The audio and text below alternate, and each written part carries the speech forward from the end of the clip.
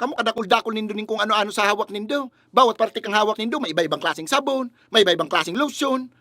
Kadakul-dakul nindong sabon, iba sa muka, iba sa hawa, iba sa payo, iba sa bitis, iba sa lubot, kung ano-ano. Tapos ka na? Nagsasabi man lang. Ako naman. Ano? Yang kadakul-dakul mong sapatos, pinapakiraman ko? Ha? Tano ba yung kambitis mo?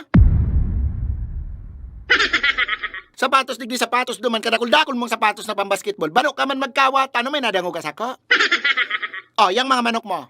Ha? Na mas mahal pa ang sibaon kaysa sa imo, may nadangugas ako? May mga paboro vitamins pa yung mga manok mo, pero may mandaog sa bulangan, nagreklamo ka? O yung motor mo, natig para pagayon mo na kulang na sana iyon ang agumon mo, may nadangugas ako? O tano yung pandok mong garo ipot? Ha?